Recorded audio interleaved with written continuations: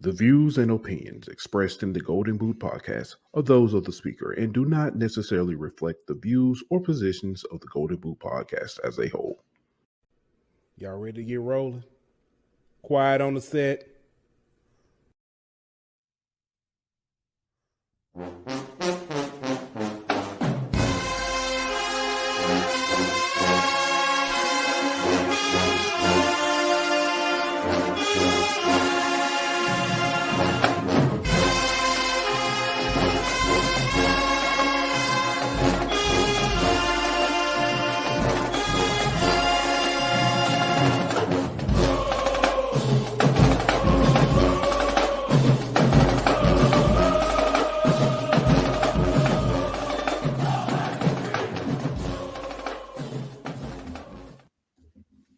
Hey, welcome back.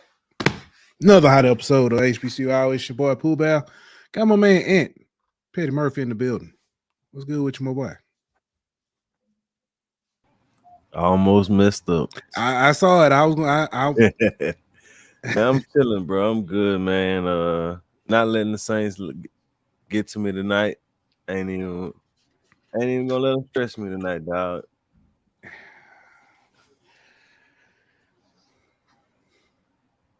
Saints and Pels. Pels winning right now, so I ain't tripping. They was winning the other night.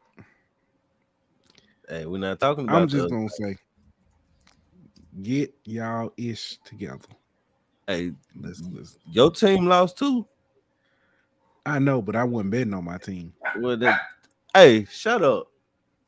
The dog agree. Yeah, the Pels. Yeah. But no, you right. Nobody tell you to bet on my team. Your team lost me money, so I can't say nothing. You ain't gotta worry about that no more. Your team lost me some money, so we in the same boat.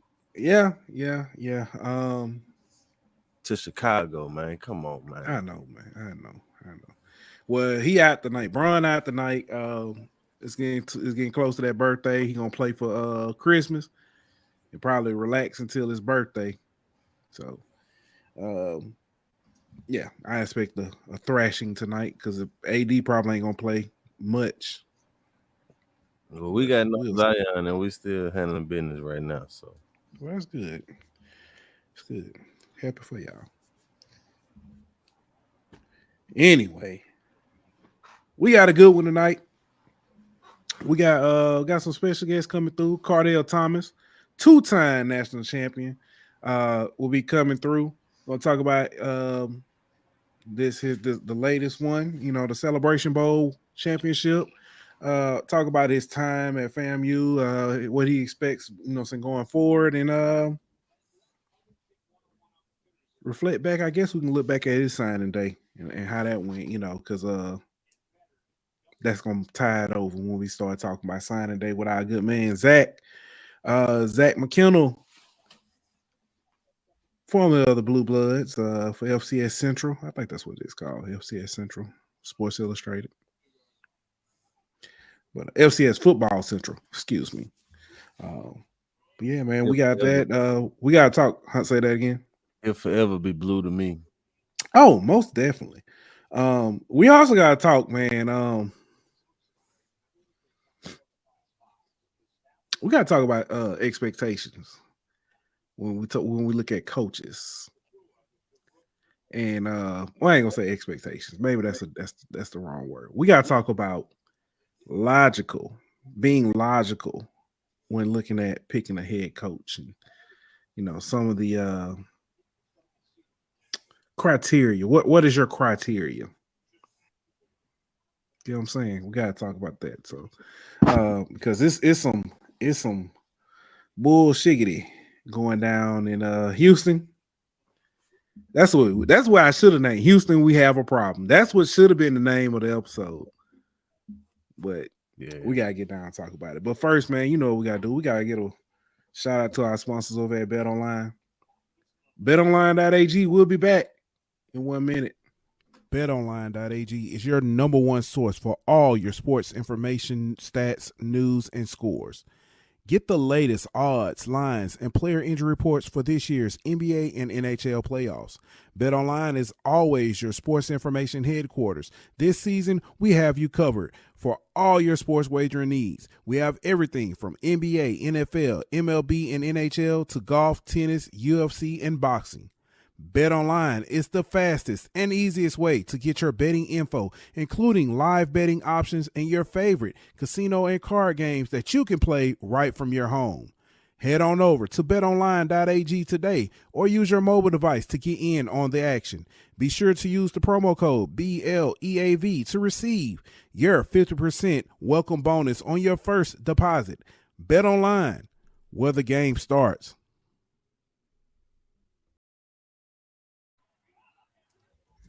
And we are back. Before we get started with our good man Kardell, before he gets in here, we got probably about 10 minutes or so. What's good, Edwin? Edwin in the building. Shout out to everybody tuning in as well. Edwin asked the question before we get into. He asked me the question. He was like, "Man, why your son ain't go to Southern?" I'm gonna give us a simple answer to that, Edwin. They never reached out. Never reached out. Say what now? Did any HBCU reach out? 2. We are literally, I tell this story all the time, we're literally 45 minutes at most on a bad traffic day away from Alabama A&M. We didn't hear from Alabama A&M until like around homecoming. So, yeah, go figure. I think he did hear from Jackson State. So, no Alabama State though. That's interesting. Yeah, that's interesting. I would, yeah. Anyway, we did. I did try to get tape to a few people. You know what I'm saying? Put it in. You know what I'm saying? A couple people hands and let them look. So, yeah. But anyway, let's talk about last night, man. Yeah, well, was it last night? Yesterday? I guess yesterday is probably the better terminology. Coppin State welcomed in LSU's Women Basketball. It was actually a homecoming for all intents and purposes for Angel Reese playing in Baltimore, playing against Coppin State in her home city. And although the first quarter opened up, it was LSU by a lot. Coppin State played a really good game, got back into it, got the lead down. Well, got the margin down to about 8. LSU went on a run, and Coppin State came back with another run. There were the first and the third, Coppin State seemed almost invisible. But the second and the fourth quarter, they played lights out. Young lady had a God, what is her name? TK? I can't remember.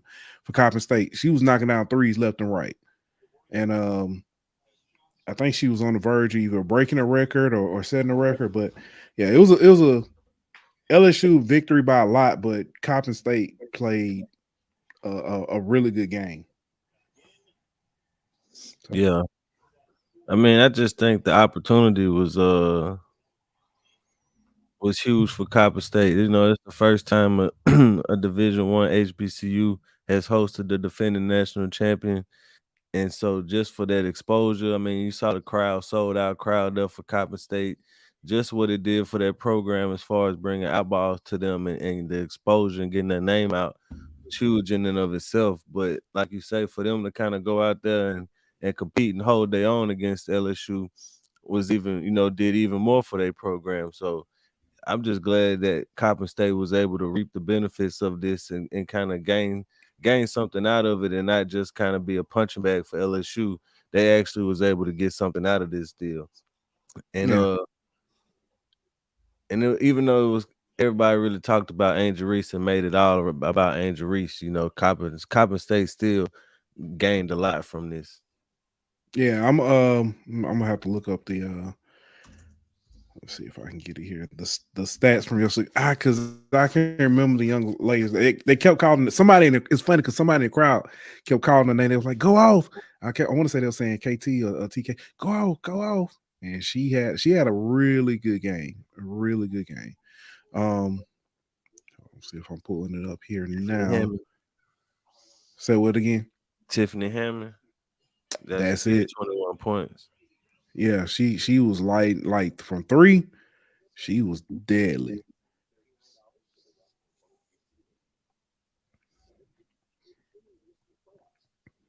Let's see here if I can get.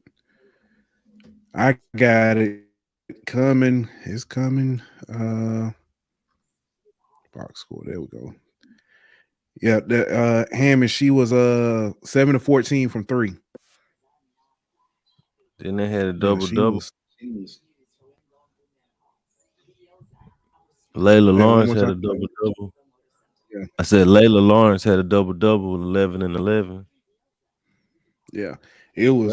I was like I said, I was very impressed. Yeah, second quarter, LSU scored 16, Coppin scored 16. Fourth quarter, LSU scored 16, Coppin scored 15. But the first quarter was LSU 24-10, and then third quarter was LSU 24-7, and that's your difference right there. Other than that, them two periods, them 2 quarters, could have changed, like literally changed the whole dynamic. But I'm gonna tell you what else was interesting though. I can't remember. I don't know if it came. I think it was in the press conference. But Kim Mulkey mentioned, LSU's basketball coach mentioned she would love to play a game in Tiger Stadium against Southern and let Southern get all the proceeds. Yeah, that's an interesting concept. I mentioned the possibility of LSU playing a basketball game outside Tiger Stadium after the what was the Nebraska played that volleyball game, and I said that's something that I could see some of these big basketball programs doing, like South Carolina, you know what I'm saying, some of these bigger women's basketball programs doing. But playing against Southern and giving the proceeds to Southern would definitely change the dynamic of that event in a major way. I think it would be similar to what you saw last year in the Southern LSU football game, where you had 200-some thousand people out there tailgating and enjoying the game. I mean, I think you would definitely bring the city out again for that. That'd be great for Southern, for the athletic department, for that influx of money, because it would be similar to a football game, what you would get from a football game because of the amount of people who would attend the game. So I think that's definitely something that would be huge if it was ever to happen. All right. Completely agree. I love the concept. It'll be I'm sure it'll be some kind of record breaking for crowd. Yeah. Crowd. I would, like I said, like you said, love to see it. The proceeds going to Southern is a great touch in itself. Just the amount of publicity that would bring, and that would also be huge. I love the thought of it, the concept. I want to see more stuff like that. I want to see more events, and I know we kind of see it a little bit when we talk about. Everyone says it could be the next women's event to set a record attendance. That would be cool for SU to get a nice payday out of it. Really cool. I want to see, and I know we kind of talked about it, and we kind of saw it a little bit during this Chris Paul's tournament or whatever. I still want to see a SWAC MEAC basketball challenge. Yeah. I want to see that.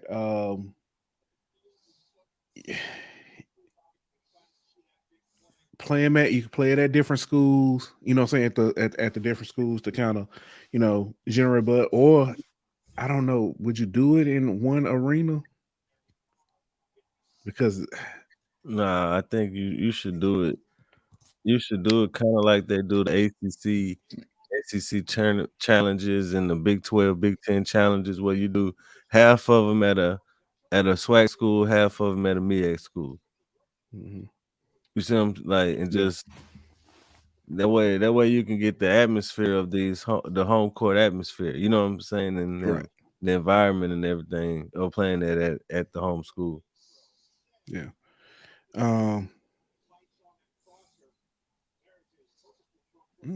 But I also like the idea of kind of after the season, during, I guess, like the NIT, the CBI, and all that, of possibly playing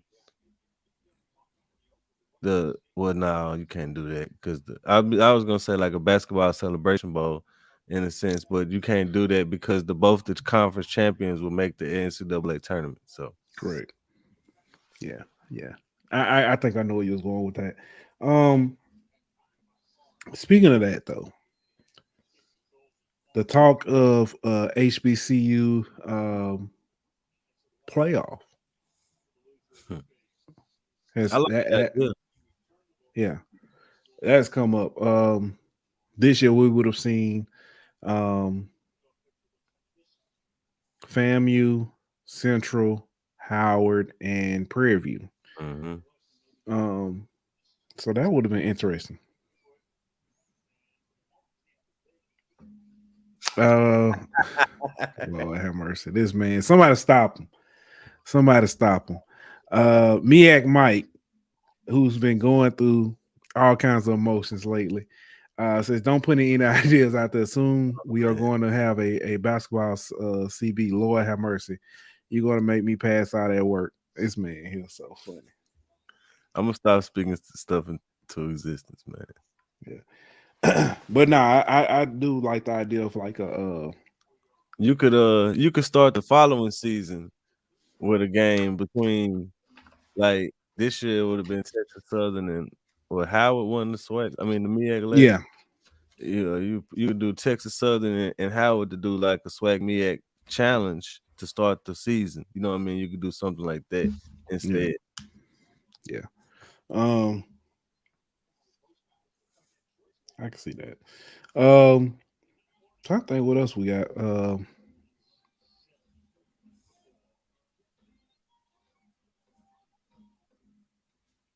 I'm clicking.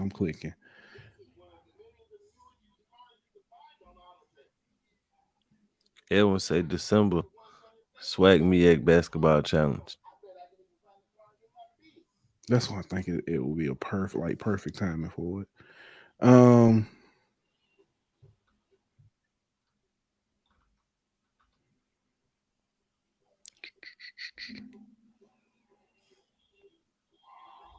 Yeah, I think that's about it. That's all I can think of. Wait on. You gonna wait on Zach to talk about that? Yeah. Yeah. I want to wait on Zach because I want to get his opinion in there as well. Hold on one second. Let me see if I can check on our guest, see if he ready.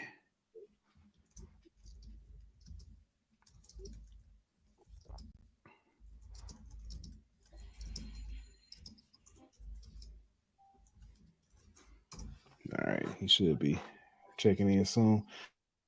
But while we wait on that, I guess we could talk about this before we get to the problem in Houston. I do want to mention that on what was it, Monday? Fred McNair came out and announced that he will not be returning to Alcorn State University. He announced that probably around 10 o'clock, somewhere around that. By noon, Alcorn had named their new head coach. It was Cedric Thomas.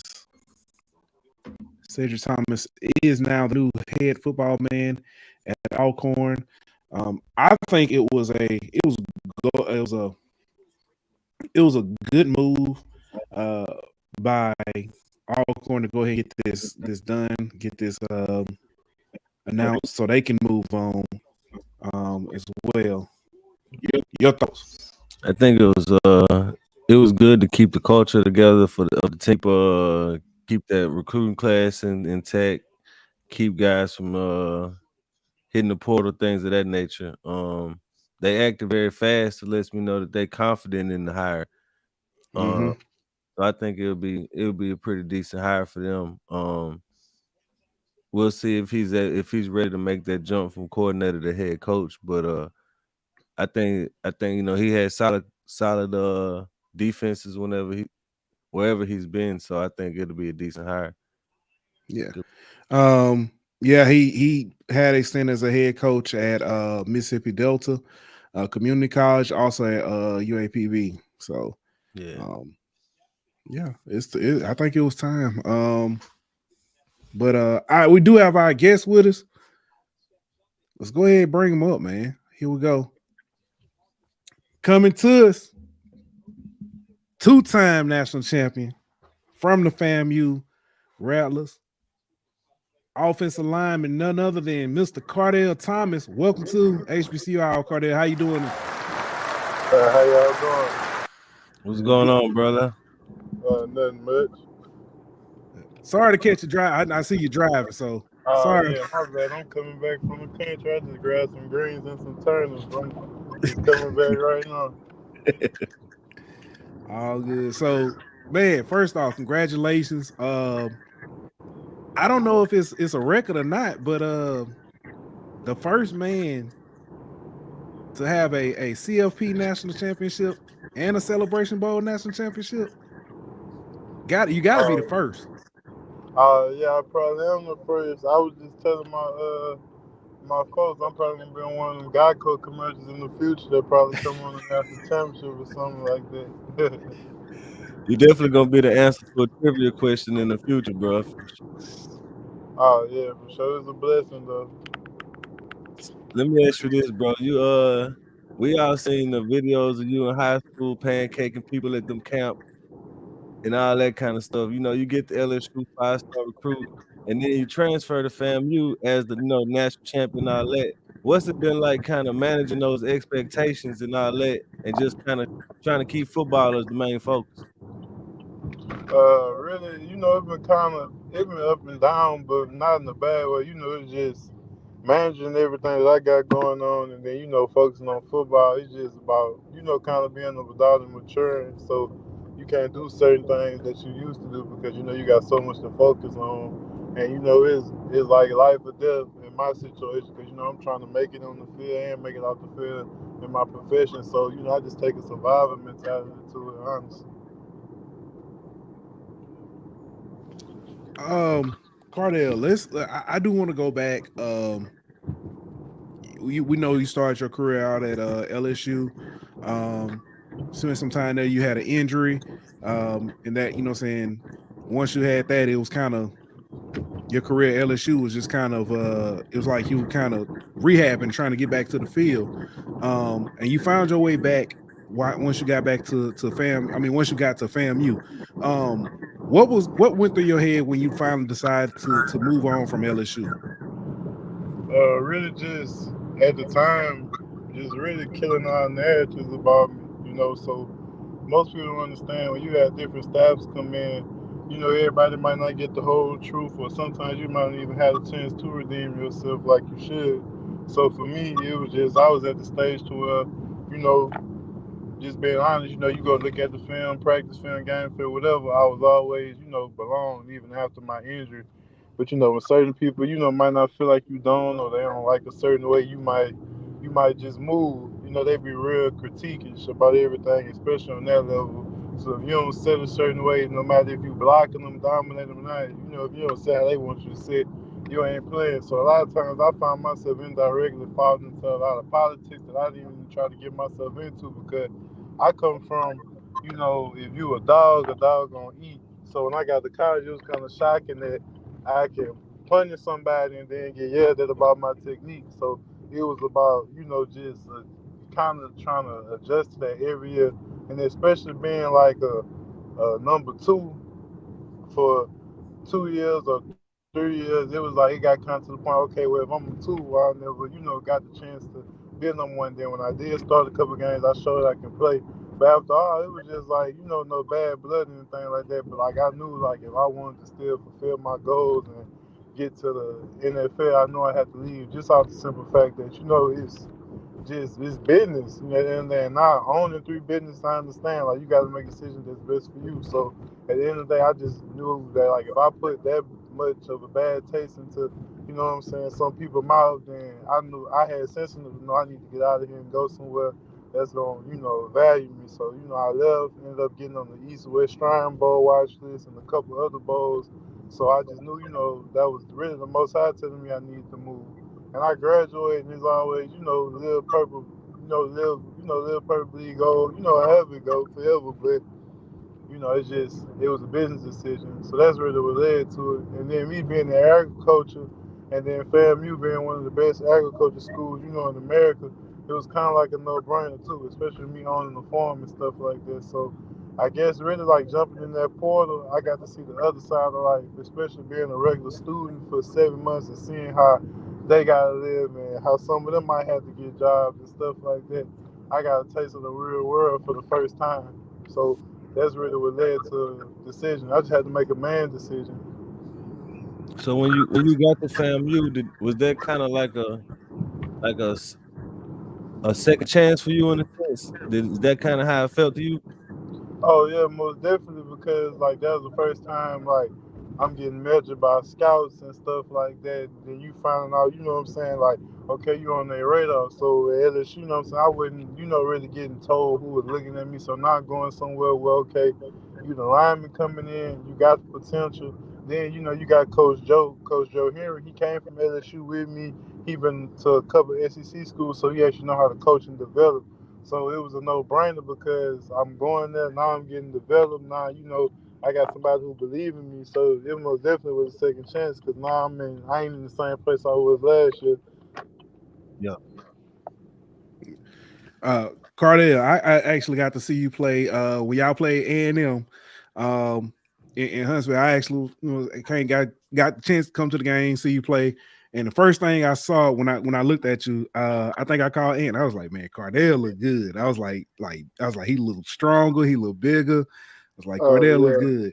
And I just, man, it's like when you left LSU, and they kind of talking about some of the schools you could possibly end up at. I knew you were gonna be okay.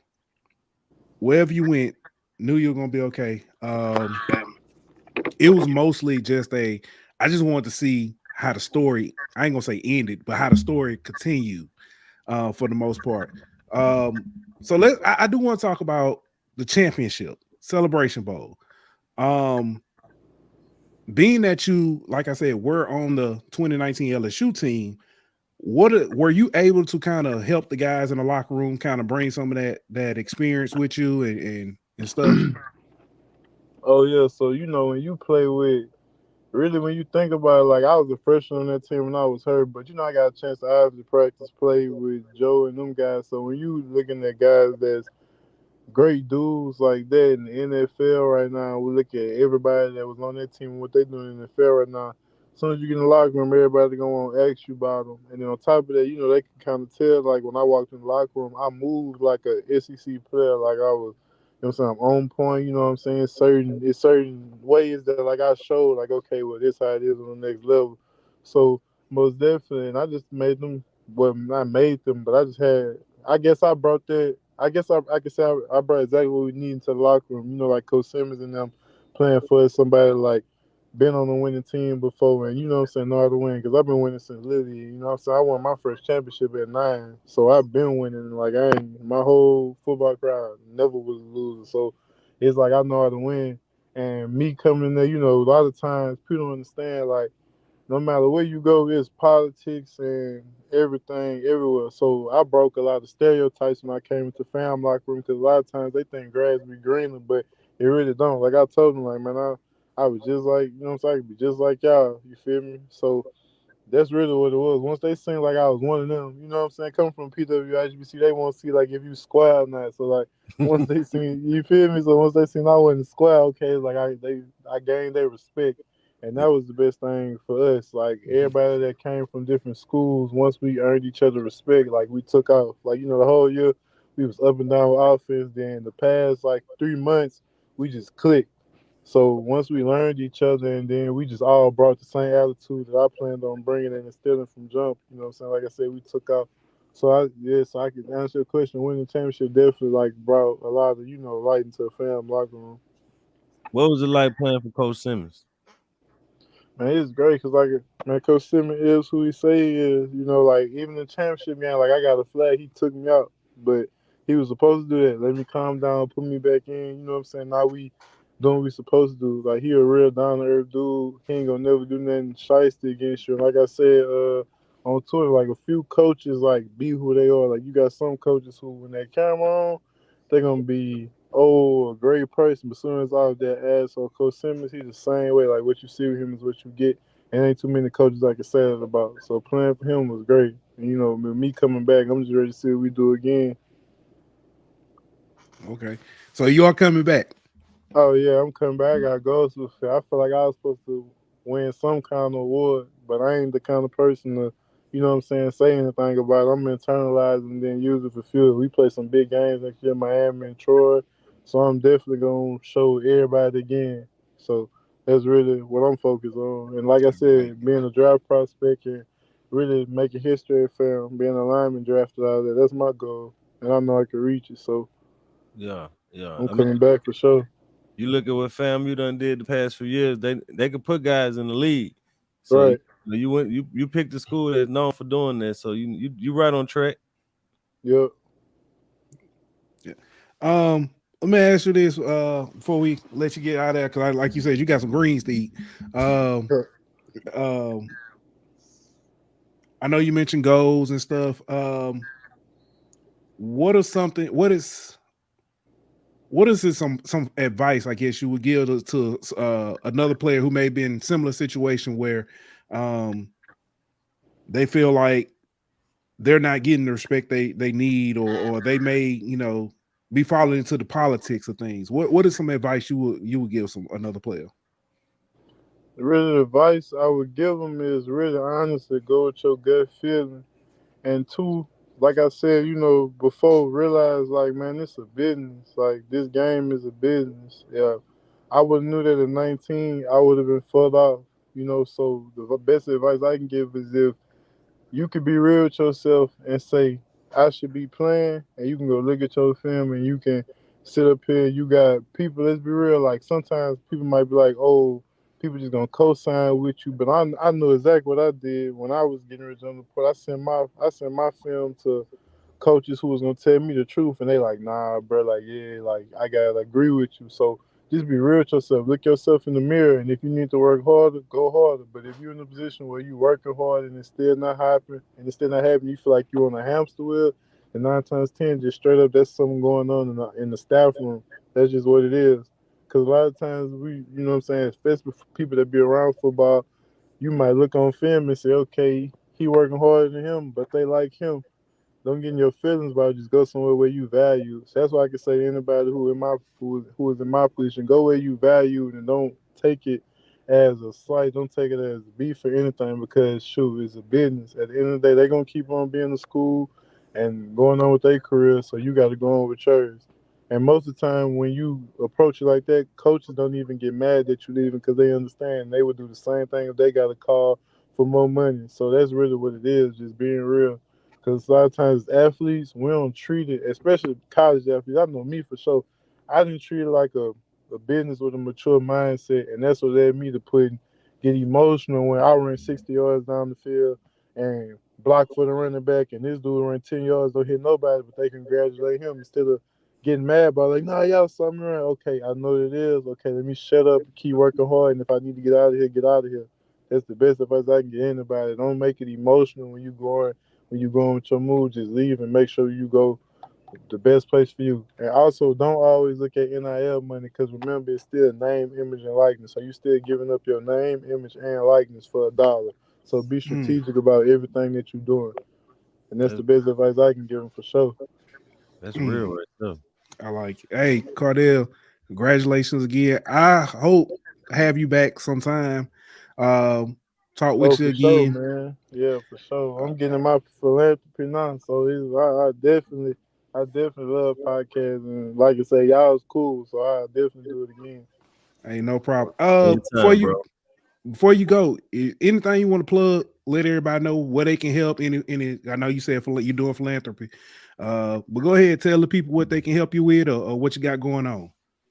So really, so far, what I got going on now, I just became part on the soap company named Ecolone Soaps. They've been established since 2014. We coming out with an HBCU line. We just got done with the Southern Bar, and the Rattler Bar. That's gonna be on sale. The Instagram for the Rattler Bar is official Rattler Bar 1887 on Instagram. I had Excellent Farms. That's my farm that I recently started up in Earnville, Louisiana. We getting ready to come out with a bison burger line with the food truck that we just recently got, and I'm a part of Growers Coalition, and really I'm finna just be having a lot of nonprofit stuff come up. So really and truly, you can just follow my Instagram at Kardell Thomas and my farm page at Excellent Farms, and everything will be seen there for the journey that we taking. That's what's up, bro. All right, man. I definitely appreciate you coming through. Best of luck, and much success in all your endeavors going forward, man. We'll see you soon. Yes, sir. Appreciate y'all. Hey, no problem. Thank you, Ladies bro. and gentlemen, our good man, Kardell Thomas, Two-time champ. two-time champ. Y'all know what we gotta do though. Told y'all we had another special guest coming through. Had to bring our man back. Our brother from another mother. I can't even call affirmative action no more, man. You already know what time it is. It's family right here. Welcome back, Zach. What's up, guys, man? Appreciate y'all having me. What's good? Appreciate Blue? you coming through. Hold on. My bad. Oh, it's all good. It's all good. I'm gonna tell you I lied earlier. The Saints done drove me to drinking. So yeah, I'm there with you. Zach, man. First off, signing day. Let's get into it. It looks like there's been a move in HBCU football, more conscious effort to recruit more high school players again. A lot of names we saw were high school. Now, don't get me wrong, schools are still hitting that portal, but high school kids will definitely look like more of a priority this year. Yeah, I think it had to be though, right? And I talked about this a little bit last night with Josh on HBCU Nightly. With the way the transfer portal is moving, you have to sign a big early sign-in day class. I don't know if you guys remember, like Central last year signed 5 guys in the early sign-in period, and then loaded up in February. You have to know what you have on your roster because you have to load up early because you're going to lose some more guys at the end of spring, and that's when you can really hit the portal. So I love how I think Jackson signed like 15, 16 guys. Valley signed damn near 18 guys in the early signing period, which is bigger than some classes they've ever signed. And then Alcorn, new head coach, announced the day before signing day. They signed 10 guys. I mean, you start seeing people load up. FAM signed a huge class that probably doesn't surprise anybody. I'm just glad to see that coaches are evolving with the times, as we talk so often about how some coaches are slow to evolve and they get left behind, and it sets behind programs. Man, all the coaches in the SWAC, MEAC really loaded up in this early signing period, outside of a few examples, which whether they didn't have a head coach or still don't have full staffs, those I kind of understand. But the established teams loaded up in the first I guess signing day. yeah, unfortunately, Gremlin was one of those staffs that wasn't able to sign anybody. But whenever you hire a coach, 4 days before signing day or whatever, it's kind of hard to put a class together. So what do you think so far of like who would be the winner of early signing period so far? I think the two obvious ones would have to be like a FAM and a Jackson. Jackson signed the highest rated FCS prospect of the entire cycle, like a top 700 kid at running back, who was committed to Utah out of California of all places too, to come to Jackson, be that top rated prospect. I mean, we see what FAM's doing. They've kind of been setting the bar in terms of recruiting. I think they landed a former 5-star tonight, transfer from Florida State at cornerback. They got the Clemson tight end, and a lot of the guys they signed out of the high school class are guys with a lot of potential. The cornerback they got from Buford is going to be a dog, and I really, really like his film.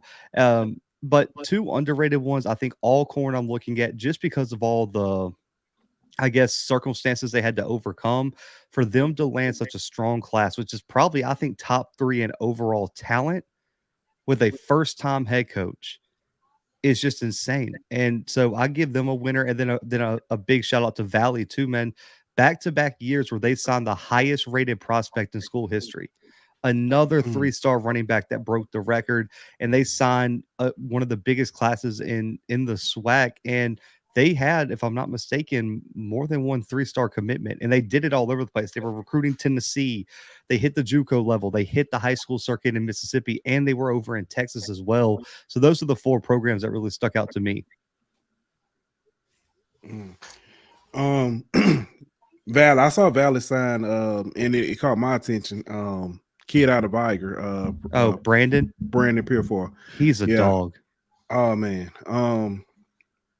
he had a interception in the North-South All-Star game too. Yeah. But it was starting, you know, I was like, man, it was like Valley's not leaving no stone unturned, trying to, you know, saying build.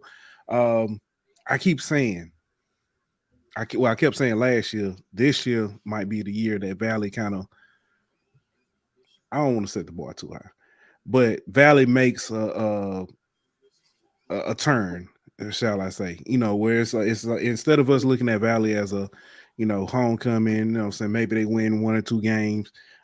I can see Valley getting to about 3 or 4, you know, with the staff that they're bringing together, and they brought in Harold Blood. Yep. That was a big. Confused by that?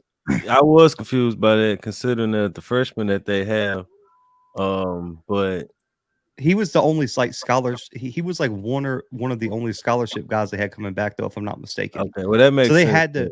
They had to give some competition. Capable backup who can compete. Yeah, like I had to sit on that one. Like I got word that he was gonna go to Valley about a week ago, and they were like, "Bro, we don't want anything dropped about it because we don't want anyone to come and swoop in." We're like, we're real confident about having Ty and him in the quarterback room. Which, let's be honest, I mean, the bar isn't high. Like I want to make sure we put that out there.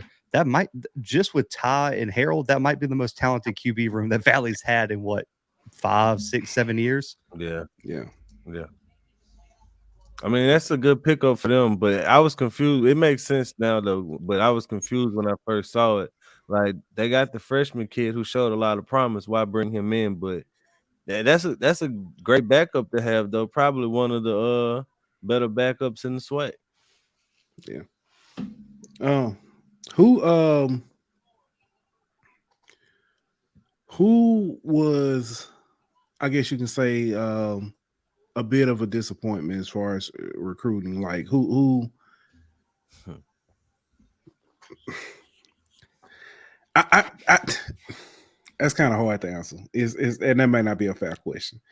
I mean, Grambling sticks out, but Grambling's situation led to that. And I think still got to sign somebody though, right? Like you could have given me a few. That's my thing. You got to look at the fact that Simon's still there. You know what I mean? Like, and you got some of those coaches staff still there. You would expect that they would at least be able to bring somebody in, bro. Especially with Mickey Joseph too. Like with his recruiting prowess, bro. Like even in 4 days, give me somebody. And same for Southern. I wasn't super impressed. Like Southern sticks out too. Yeah. As someone I wasn't super impressed with, whether it was the rollout or, you know, a lack of I just didn't see the flash from either one of those. And I'll say this, I think they landed some promising guys. I still am not sure of the ceiling of that A&M class. It's like we learned last year your approach didn't work. And it's almost like they doubled down on it and was like, we're going to go get guys who have from the Power 5 level and we're just going to throw them in and we're going to sign a handful of like pretty good freshman guys. And it didn't work last year. It hasn't worked for the past 2 years. And they haven't, I haven't seen a change in approach. For the, I'm not mistaken, they signed the most FBS guys of any SWAC school. I know they did that last year too, like you said. So it's, and then they got Duke Miller from Jackson, yeah, as well, who didn't play at Jackson and didn't play at his previous school.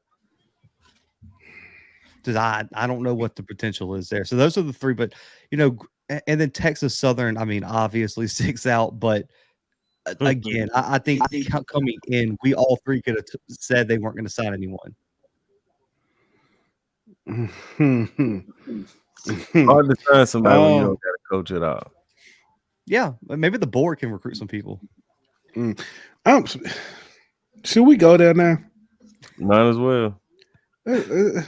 Great transition, Zach. Coach McNair announced on because we just just talked about actually before Kardell talked about. He announced on Monday that he was not returning as Alcorn's head coach.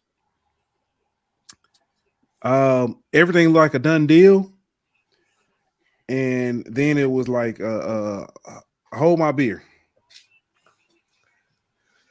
And the board of regents is said to be allegedly said to have rejected and was looking at Ed Reed and Andre Johnson.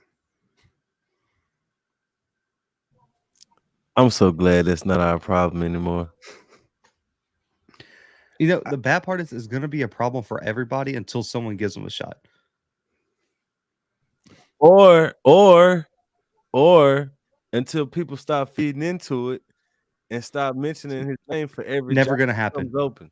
Let me ask a question. Why isn't he an analyst or a position coach in Colorado to build his resume, since that's the person who said that, who stamped on it and, saying I backed him to go to Jackson and all this. Why isn't he given that coaching chance to initially start off in Colorado and then build up? And then, I'm just saying. I'll say you probably know the answer to that because he saw Dion do the same thing.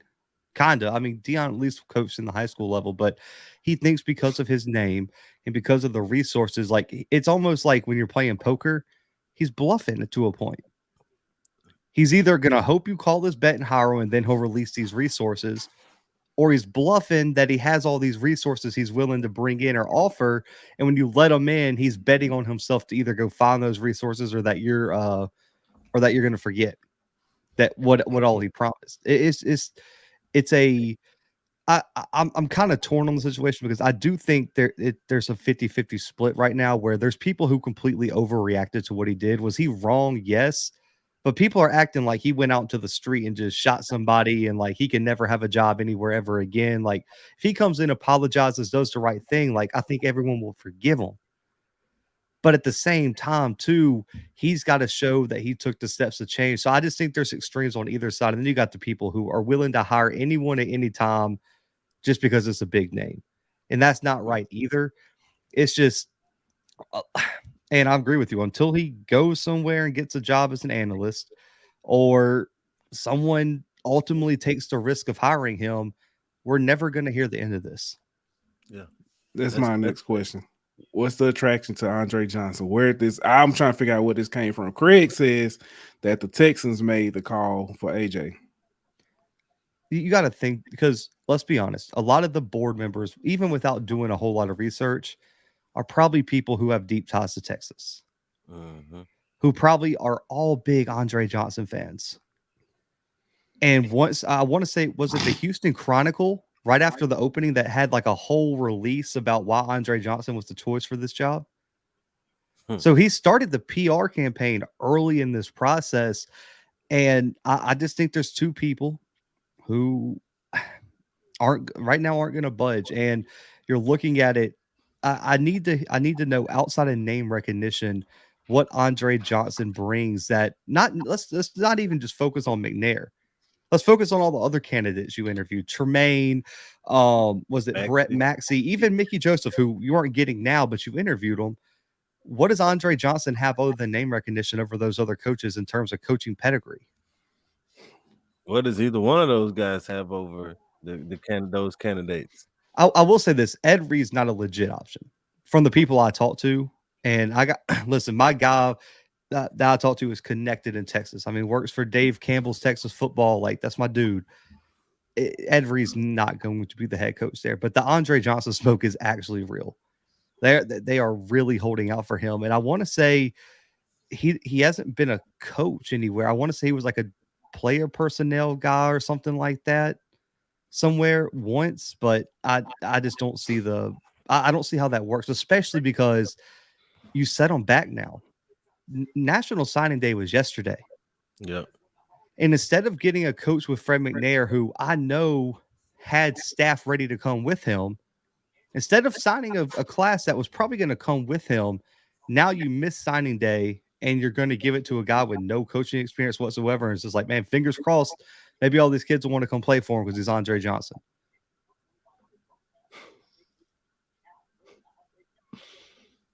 That's crazy. I don't know.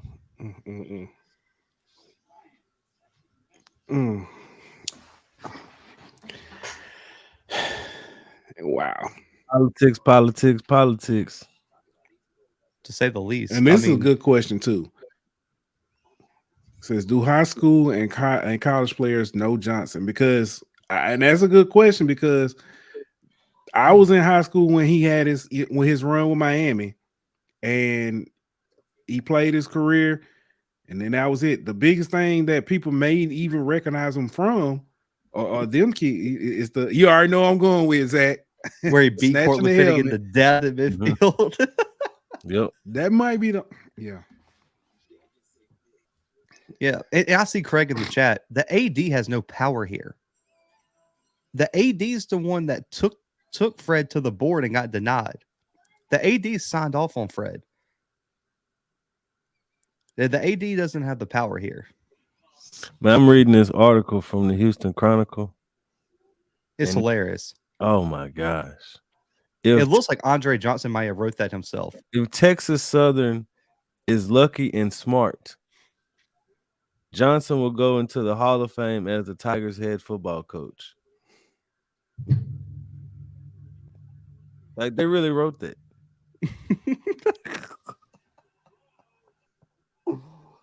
Oh, lucky and smart, huh?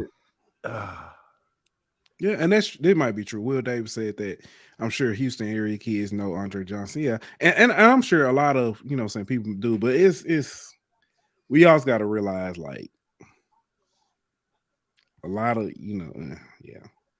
No, it's a bad article, like a terrible article, and I do want to clear some stuff up because this is important, okay? Because I understand. I was watching another show earlier this week, and they were like, Texas Southern never said anything. Texas Southern never made an offer. That's correct. The problem is some reporters ran with it and put the wrong wording into stuff. There was a offer, in quotes, but it had to be approved by the board, which it wasn't yesterday, obviously. And that was it because Fred McNair was bringing staff members, guys. Fred McNair was talking to assistant coaches about coming with him to Texas Southern. That doesn't happen unless there's an offer. Oh, yeah. It might not have been an official offer, but there was an offer. And I understand. Listen, my guy G was saying that Fred was telling people in the building that he didn't have an offer when he was telling other people in the building, hey, do you want to come with me? So there's a little bit of someone's lying. And I think I know who it might. I think I know which side of the lie was coming from. And now the problem is, I'll be honest with you guys. I was talking to someone today. If I'm Fred McNair, I just tell Texas Southern I'm good. Don't worry about it. And here's why. You already put me behind the 8 ball with early signing day. Yep. Now all my staff, who I thought was coming with me, has now committed to stay at Alcorn or go elsewhere. So now I got to build a staff from scratch when I already had it together, and now they didn't want to come with me because of the instability. I'm good. I don't want to come. Y'all go find someone else to take care of this mess. And then you look at Brett Maxey, who might be the next option. Why would he take it? He was like, oh, I was your fourth option. Why do I want to come now after y'all screwed up the entire situation? You should have offered me 2 weeks ago. Yeah. It went from a promising job because being in the state of Texas with some resources. Now, if I'm Tremaine Jackson at Valdosta, man, I'm staying and going to compete for another national championship. Y'all can miss me with coming to Texas Southern for nothing. Yeah, why would you take that job? No, this job is not worth anything anymore because of the dysfunction. So, if you're Fred McNair, there's another position that may be opening up in the SWAC East next year. Do you hold out? You know you got the full backing of an AD who's looking to win at all costs. Shout out to my people over at the From the Hill podcast. I saw y'all in here. So my man Wild Dave. Do you? I mean, I know you say, "Hey, I'm good." Do you hold out till possibly a opening opens up there? Maybe. I mean, I think I would. I think I would consider it, especially if he sits out this year. Which I don't know if that's what he's going to do because I know there was someone who reported that he might go to PV as an assistant. Okay, I don't know how credible it is. It's the same. It's the PV insider. What's his name?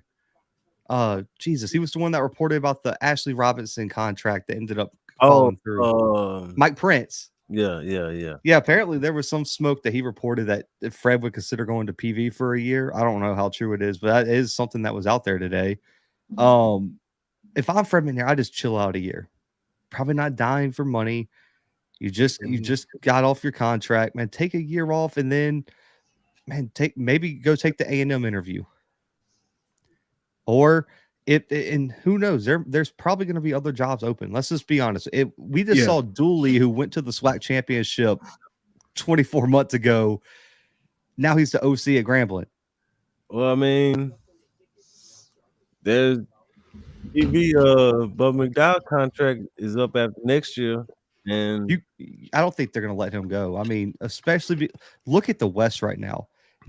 I'm for firing him if he don't win the West next year. Look at the chaos. Like, who's knocking them off? You know the irony. Who's Zach, the longest tenured SWAC coach right now? Maynard. You know who the longest tenured SWAC coach in the West?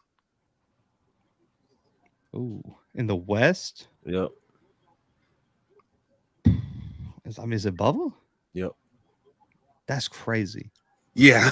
Yeah. It's crazy because what's his name at UAPB was hired last year, and he's second? Second, yep. Bubba was January, he was December. That's crazy. That's crazy. And I mean, you look at the SWAC West, look at the storylines going into next year. Alcorn got the new DC promoted as head coach. Then you got Grambling. Mickey Joseph's a storyline within himself, but then they got the past two Southern head coaches as coordinators. Because Jason Rollins is going to be the DC for that team. And you got John Simon, who was the intern as some position coach on that staff. And then he was the OC last year. Now he's the position coach. Yeah. And then at Southern, you got a guy who is the only coach to coach the Bayou Classic for both Southern and Grambling as head coach in his first year. And then you got Bubba last year of his contract looking to go to another SWAC championship. It'd be their third in 4 years? Yep. Crazy. But third, he's looking to go on third to the third SWAC championship in 4 years or whatever you said. And people still saying that if he don't win it, he needs to go. Listen, I'm gonna go ahead and say it now. Y'all people can be mad at me. The SWAC champion is coming out the East. That's a fact. Oh. And if it don't, then that says a lot about the East. And considering we've had a FAMU guest on earlier, Zach is wearing a FAMU sweatshirt right now. I think they are by far probably in a far better, you know what I'm saying, seat. I ain't saying they finna win it, but they're in a real good seat right now to win that. I'm looking at that Jackson game circled. And I'll throw Bama State in there because I think they got some talent like that, especially because of this. I know FAMU fans are like, man, we're not worried about them, whatever. You still got to go back to Montgomery. It's what they lose on defense, though, for me, for Bama State. That linebacking core is still elite. I'm talking about with Rico Dozier and Bubba possibly coming back. Oh, I didn't know he was coming back. He hasn't entered the portal, and he's not going to the draft right now. I didn't know he had eligibility left. He was like a redshirt sophomore last year. That's what's crazy. Oh, okay. Because that's what's crazy. COVID and the COVID and injuries and everything. He's that man like a ninth year sophomore. Now Keyshawn, I will agree. I agree with Mr. Crawley. Yeah. Keyshawn's the biggest loss for me. Yeah, Keyshawn is. Yeah. I agree there too. I just thought Bubba. It seemed like Bubba been playing for 7 years. So he has, but this is. Yeah. All right, y'all better be careful. Who's that quarterback from Texas? Casey Thompson, who's like 19 year senior. Feels like FAU. Yeah. Good Lord. Terrence Robinson, Tallahassee, Alabama. All right, you better be careful. Hey, they needed a blocked field goal last time to save themselves. Hey, and that was not a great Alabama State team. The last time that man said, put us on homecoming, it didn't end well. So if FAMU runs us through the SWAC again next year with a road trip to Jackson, with a road trip to Alabama State, that's new quarterback.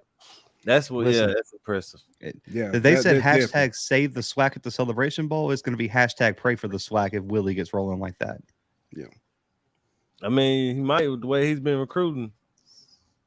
It's going to be interesting.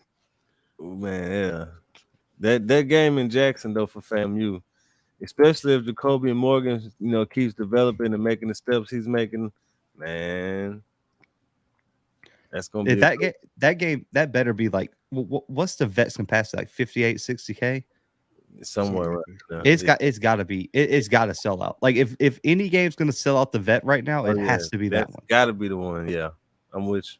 Because they've played in the Orange Box Classic. I know Brian's in the chat. When's the last time FAM went to Jackson and played in the vet? Was like 2014-ish. It's been a while, yeah. So that'd be the first time in a long time. Yeah, 2014. 2014. Yeah, it's been a while. That's 10 years, bro. That's crazy. First time. Yeah, that's kind of wild. Yeah. Coaching stability keeps FAMU stable. That's true. Man, who is playing in the MEAC SWAC challenge? FAMU Norfolk.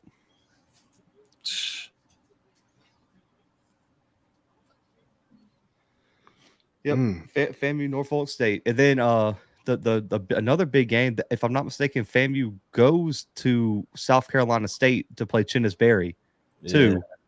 So they got road trips to Orangeburg, Jackson. I thought that one was at Bragg, or it might be at Bragg, but they still do play South Carolina State, which is going to be a huge game. It was at Bragg though, but yeah. Hold on, that's right, because the last game was at Orangeburg, wasn't it? That 20-14 win was a year ago. One. Yeah, I remember AD Campbell talking about that. They were working on it. Yeah. That's gonna be such a game, though. God, I can't wait for that one, especially if Chinnis gets a nice bit of talent in there, and they're pretty good. I can't wait for that one. Yeah, because it's I'm looking at it. They play Norfolk State, MEAC SWAC Challenge, South Carolina State. Then they got Miami and Troy, and then of course the SWAC schedule. Okay, so FAM goes to Orangeburg in 25. Ooh. Which might even be more dangerous for FAM because that would give shit as a year to build a team. Exactly, bro. I was just thinking that, man. I'm excited. Bro, it's December 21st, and I'm already so excited for My Next year. season, like HBCU football's over. My season's not even over. I still got a game to go cover in January, but I'm already excited for next season, and my season hasn't even ended yet. Who is in the FCS championship? South Dakota State, Montana. My South Dakota State should handle that one, huh? I think they're like 12-point favorites, something like that. I'm not Montana's gonna be sure. sneaky though. Craig asks, who's the VP and AD at Texas Southern? Oh my God, what is that? Isn't it Granger? Kevin Granger? Is it Dr. Kevin Granger? Yeah, he's the vice president of Intercollegiate athletics, right? Yep. That's what I thought. Okay. Yep. There you go. Man. What else we got before we get up out of here? We talked about the hiring earlier of Cedric Thomas. You have any thoughts on that, Zach? Okay, I don't know him personally like I do some of the other candidates. I'll say this: I talked to people around Alcorn. The energy's out of the roof around the building. Apparently, there were a lot of people who were kind of happy this happened. It wasn't a disrespect thing to McNair. It was just they felt like the program hit like a stagnant point and they needed an influx of younger energy, and that's what he is. And a lot of Alcorn fans feel like he's kind of been the guy keeping everything together behind the scenes. And just some of the videos I've seen posted, like G has an amazing video on his social media of him swimming on top of the lockers, celebrating a win and all kind of stuff. You could tell the players are all for him. He was a winner at one of the, I don't know how familiar you guys are with Mississippi JUCOs, but like one of the worst JUCOs in Mississippi. And he went in there and rebuilt the program and was winning. And I think the fact that he's set up with a staff he's familiar with, a staff that's familiar with the campus, doesn't have a lot of new faces, has guys he can trust with a lot of experience, and that roster didn't have a whole ton of turnover. Malachi Bailey's coming back. They're getting some guys out of the portal, and they had a strong recruiting class. They bring back Macon at quarterback, who we'll see if he lives up to his hype. But I'm extremely excited to see what Alcorn is, man. But based on the fans' reaction, based on the people around the community, I think that's a heck of a hire for all the craziness that went on this offseason, because I don't think going out and hiring anyone outside that program would have set them up for success this year. Yeah. Now, I do think that looking at how chaotic the West is, I think Alcorn has a really good shot to possibly go and win the West this year. They have the talent to do it across both lines of scrimmage. I think depending on how, I think Macon's the key. If Macon can live up to potential, they can go win the West. If Macon maybe doesn't live up to the hype, that will change things. But I think Alcorn's in a really good spot. Who do you think made the best hire in the SWAC West out of the coaches? And I know Texas Southern hasn't hired their coach yet, but so far. Definitely not them. It wouldn't have been them anyway. I'm kind of torn. I'll say this. Like I just talked about, Alcorn State, I'm really happy with that hire, but I think Mickey Joseph is a extremely underrated hire. And I think if he can recruit, and I'm talking about just recruit at half the level he was when he was at LSU, Nebraska, if he can get into that state of Louisiana and get some of that underrated talent, because, man, we all three know that state's loaded with guys who get overlooked every year. If he can build that pipeline back up and recruit at a high level and get a good staff around him, defensive staff is so important, because I'll say this, Hugh missed on that. The defensive staff was atrocious. And if he hires the right guys, we'll see what Rollins does as a DC. I want to see what some of the other positional coaches are. I think Mickey Joseph could be a real splash hire for Grambling. I heard he was. It was said Blue looked at you like you asked him a calculus question. Man, I look way worse than that, man. I hated calculus. Jesus, that just brought back bad memories on that one. I heard he was bringing Ed Orgeron as a defensive line coach. Actually? No, I'm just. Oh, I was about to say, good Lord, that. Now, if he was able to pull something like that off, if he pulled that off, my word. I was sitting here, I was like, Not what I heard, but I was like, if so, I mean, hell, just imagine recruiting. You got Ed O on that staff and Mickey Joseph. But I think Mickey's gonna do a good job in recruiting Louisiana. I mean, just that last name alone in New Orleans would do wonders in recruiting. But he's been able to recruit the state. He knows what he's doing recruiting Louisiana. That's kind of honestly like the thing I'm least worried about when it comes to Mickey Joseph is his ability to recruit. I kind of want to see the staff he puts together. I'm kind of like you. What is he gonna put around him? Being that it's his first time being the head coach, the coordinators and his position coaches are gonna be even more important than normal. So,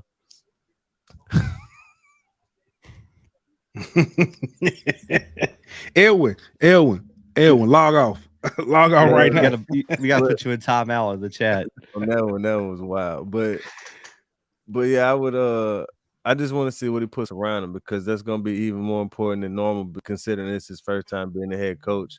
First, he's been away from Grambling for almost a decade. So, it's not like he has his fingerprint on the program like he would, like a Cedric Thomas does, being that he, is already on staff becoming the head coach. So it'd be interesting to see who he puts around him, surrounds himself with. But I think he did a good job bringing in Dooley as the OC, though. I think that's a great hire so far. I've only seen one person disappointed with the Mickey Joseph hire. Who was that? Miak Mike. Oh God, man. What's wrong with the hire? He wanted Ed Shout out to my guy Miak Mike, though. Miak Mike, boy, Miak Mike was one of Grambling to hire Ed Reed. He did. He wanted Ed Reed. I feel bad for Tony Hole, though. I still think he should have got another shot at OC. I do.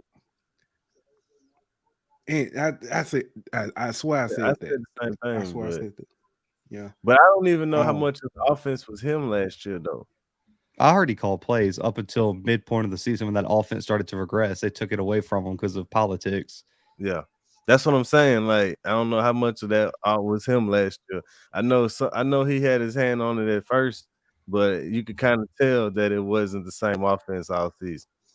Yeah, as soon as you saw Crawley's stats start to kind of decline, that's about when I got word that it was taken away from him. And it's because Hull knows what he's doing. I knew it was going to happen too. I felt it. I swear I said that. I swear I said, Ant, did I not call that? I said, yeah. I was like, something happened. I say, because he is not, yeah.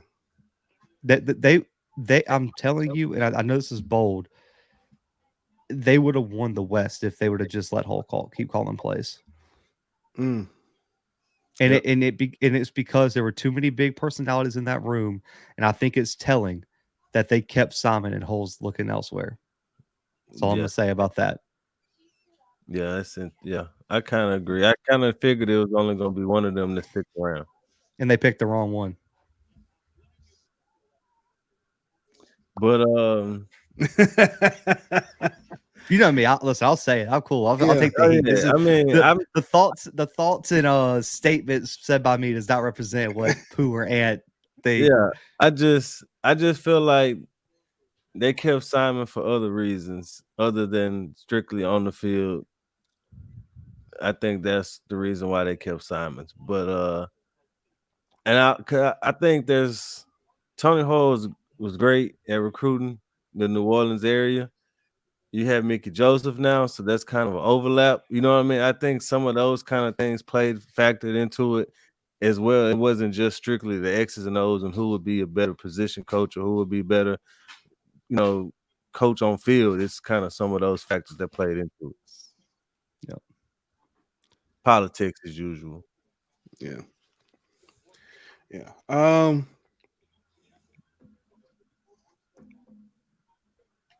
We ain't even talking about the MEAC. Oh, we haven't.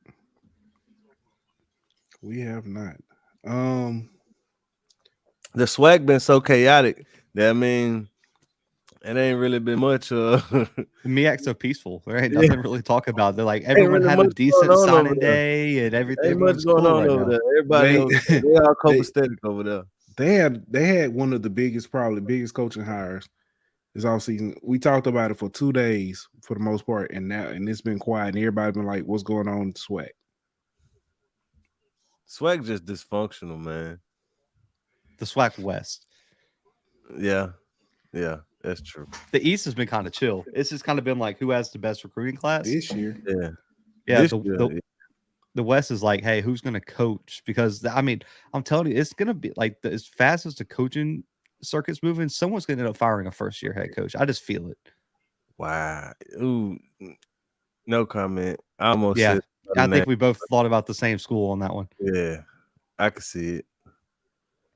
What I was worried about that when they made that hire, though. You know what I'm saying? But I'm gonna stop talking before I give it away. But Like, what happens if he comes out and goes like 3-8? I don't know what their schedule look like, but it's the SWAC West. It's gonna be kind of difficult. And then I don't know what their crossover games look like in the East, but Edwin said, "Don't say it." I'm gonna just say that hire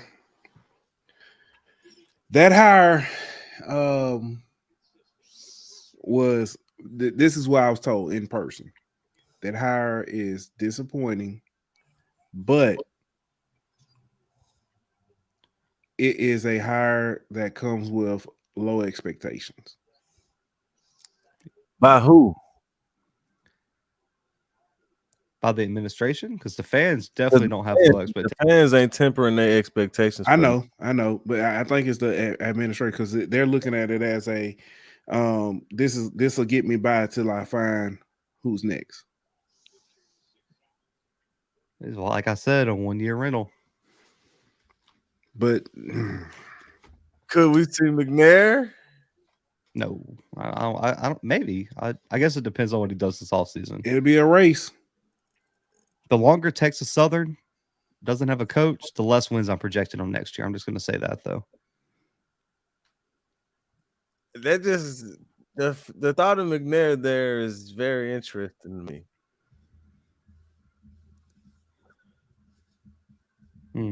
I think there was a lot of we're going to put everything into Fred Chinnis, and Chinnis turned them down, and we just had to find another place to go. Yep, I agree 100%. They said Fred. Everyone say Fred isn't fit. Winning cures all. I mean, I agree, especially if you go 3-8. I got a staff for you. Fred, Tony Hull. I'm finna tell you. Bethune-Cookman, old head coach. That's at Terry Sims. And then what's A&T's old head coach? Sam Washington. Hey, you might be able to add A&T's whole staff after next year, depending on how that season turns out, too. So that ain't no joke. Hey, can we talk about that real quick? Let's go. Like, I understand the thought process behind getting rid of Sam Washington and bringing in a new head coach, but at what point do you kind of like hurt yourself by trying to look at the greener grass? You know what I'm saying? Like, why are you saying it? I also want to point out track and basketball, men's basketball coaches will also let go. And I think it's for similar reason or the same reason. Did the track coach get hired by Tennessee? Yeah, I thought he left. He didn't get fired. He left on his own. Okay. My apologies. Bigger job. Yeah, because they were like what, number 3 in the country or some crazy thing like that. They almost won a national championship in track. Okay, my apologies. I thought he was. But my thing is like, at what point do you keep chasing the next best thing and end up like the school we was just talking about could potentially be? You know what I mean? You coached at a couple of years and look where you could be now.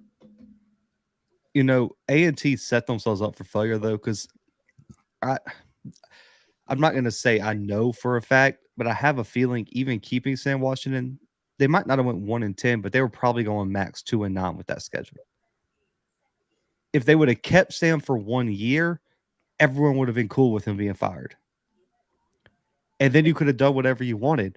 I think the Vincent Brown would have been there to hire this cycle if you would have just waited a year. But what happened is you hired a new head coach, first-time head coach, and you set him up in an impossible situation where the whole team transferred or graduated, all your good players.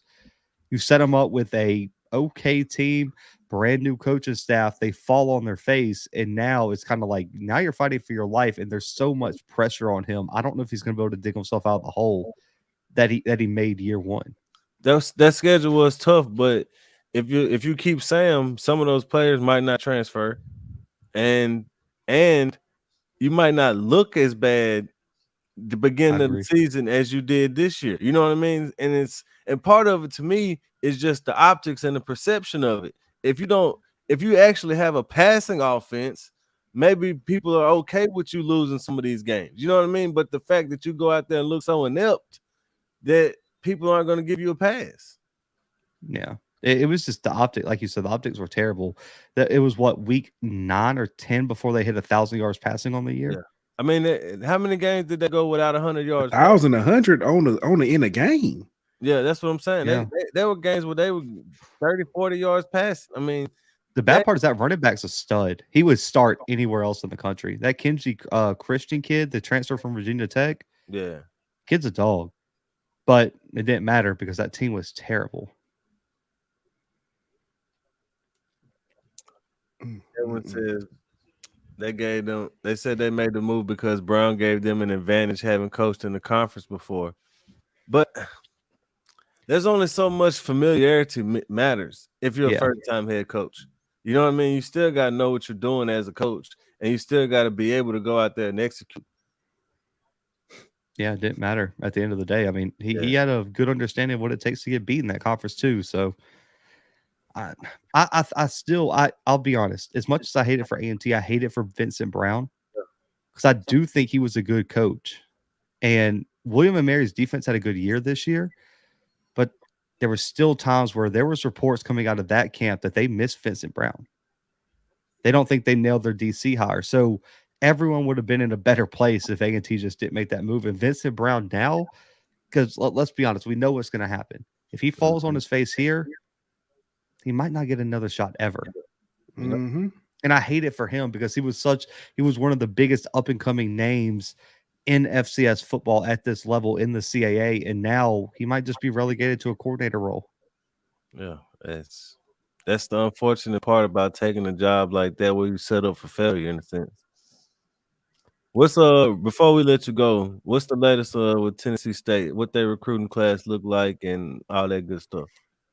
I thought they did a good job. I liked the mix. Again, they got hit by the transfer portal hard. Yep. And graduation too. Bryce Phillips ended up going to, I want to say, San Diego State. And so that was a big one. Draylon Ellis, if I'm not mistaken, is going to come back for another year. I think he had a grad year, whatever it was. I thought they hit the offensive line really hard. They got a kid from Tennessee, former 3-star kid who has good size. I like his game. They also landed a quarterback out of Memphis. Yes. Yeah, who had some decent film. And also too, they made a change at OC finally. That's something that, talking to Tennessee State fans, has been a long time coming. They felt like they needed a young, fresh mind to put in that OC role. We'll see what the offense looks like this year, but I'm hoping you got Draylon for one more year. The kid you got from Memphis is kind of similar athletically to Draylon. Get someone who runs that type of offense. Play into your team's strength. I think there were times where I know you guys saw it as the OC, watching the OC call the plays. It just seemed like he seemed to call different offenses for Draylon when he was in the game, and then Davion Bryant when he came in the game. And you can't have that. You need an offensive system that fits the skills of what you have. Don't fit it to, rotating quarterbacks mid-game. They need to get a quarterback, stick to it, and make that system work for him. So I think that's going to be the key for Tennessee State. Listen, that defense is going to be dominant under Fisher. He's one of the best coordinators in the country, and I think he's a future head coach waiting. And I think Tennessee State will be fine as long as they have a decent offense. But I thought the recruiting class hit all the major needs that they needed. Our man Blue holding it down.